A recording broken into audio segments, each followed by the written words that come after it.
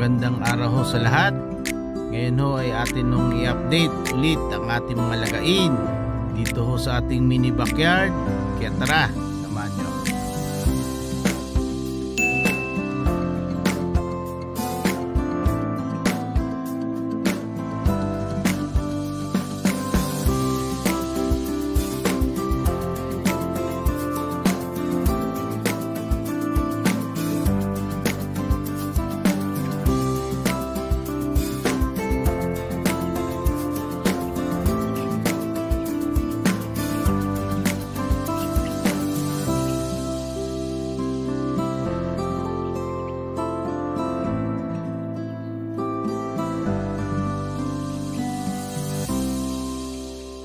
At ito ho yung mga kosyamo na atin hong na-acquire na kay Louie. Ito ho yung mga kaboso line, 2 months old na ho ang mga yan.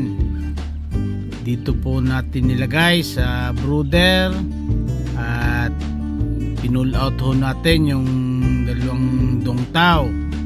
Nilagay ho natin sa isang kulungan. At ito ho yung ating nangingitlog ng mga batch 1 ng mga purong shamu. Sabay niyan yung kanyang ama, ina, ito hong dalawa. Yan ho yung ating pinagsama dito ho sa breeding pen. Yung dalawang batch 1, yan ho yung nangingitlog. At yung mga itlog ho niyan ay diretso ho doon sa ating naglilimlim ho ng mga pabo.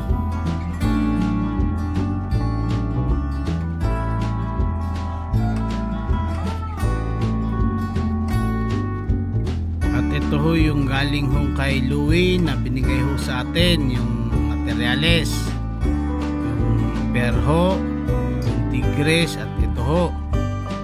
Yan yung ating pinalaki dito ho sa ating mini backyard at atin hong ginawang materyales.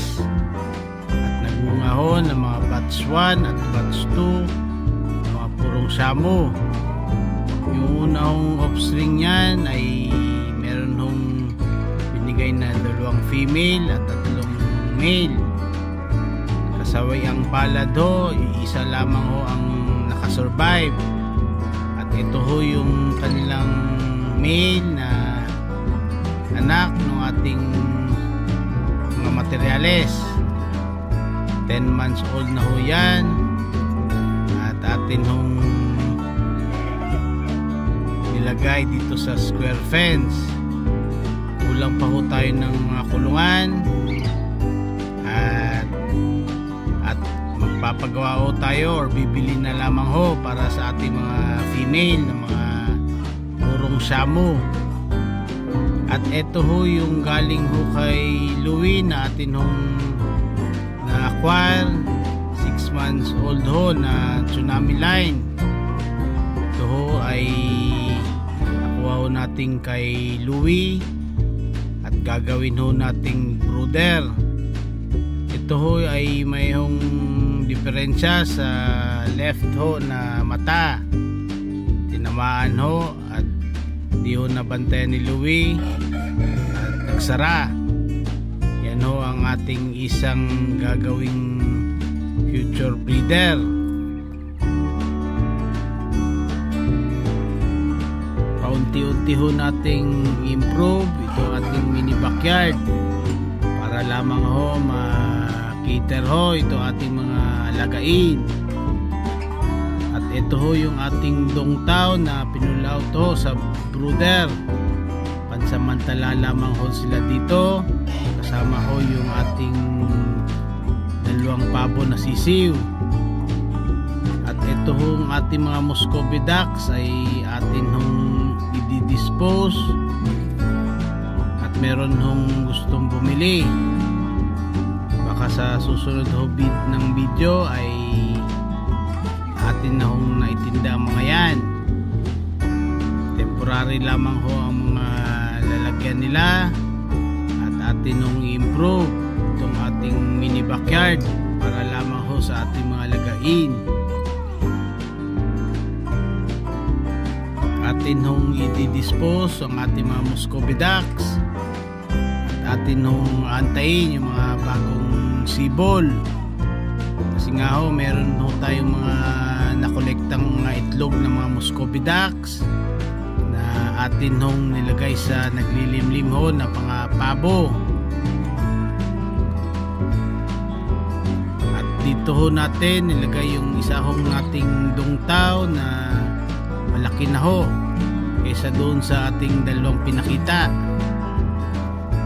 At ito rin ho yung mga itlog na mga purong Shamu na dito ko rin ho nilagay sa naglilimlim ho ng mga ng pabo. At ito ho yung ating mini backyard, unti-unti ho nating improve para maayos ang ating mga lagain. At ito yung mga Muscovy ducks natin na nakagala, 5 ho yan, 2 male at 3 male at 2 female.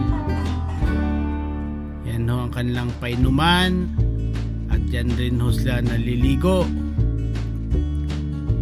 Pag atin hong na-pull out ang mga yan, pwede na ho nating i-cord yung ating mga purong Shamu.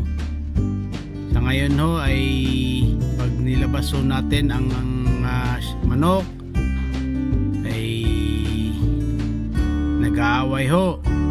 Kaya pag naka-dispose ho yung ating mga Muscovy, atin hong i-cord yung ating mga purong Shamu.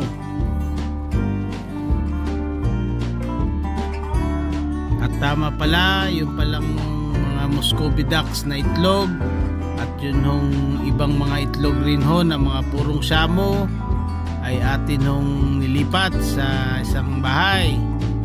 Doon ho yung ating incubator at ito hong nakikita natin na mga itlog na nasa pabo ay yun ho yung mga natitirang itlog na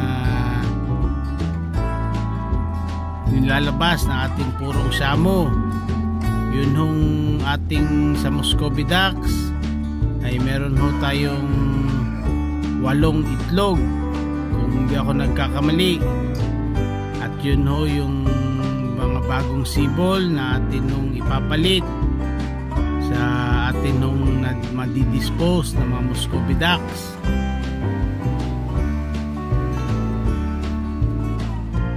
At sa mga baguhan pa lamang ho sa aking channel, tuloy ho kayo. Ito ho yung aking mga purong Shamu na inalagaan dito sa ating mini backyard. Ito ho yung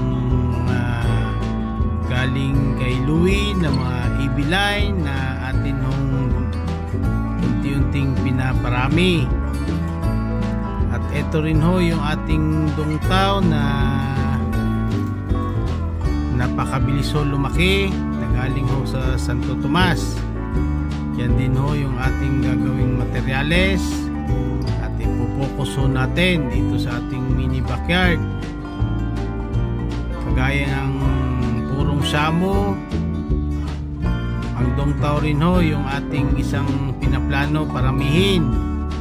Pero bago ho lahat yan, kailangan ho malampasan ng ating mga sisiw na mga sakit habang sila ay lumalaki. Kaya pansamantala ho, ito muna hong mga purong Shamu ang atin hong ipopokus. At ito namang Muscovy ducks ay yun hong antayin nating mga sisiw. Sila ho ang ating ilalagay muna kapalit dito sa ating ma-out na mga Muscovy ducks. Disclaimer ho, hindi tayo eksperto sa mga ganitong klaseng alagain. Ito lamang ho ay batay sa ating experience at sa mga napagtanungan ho sa mga legit breeders.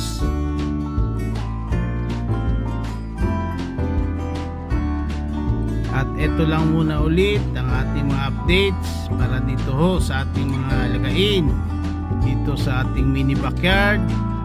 Hanggang sa susunod ulit na video, mag-update ho tayo sa ating mga purong Shamu kasama doon yung ating mga Koshamu, ating Dongtao, at yung mga Muscovy Ducks na masisiw.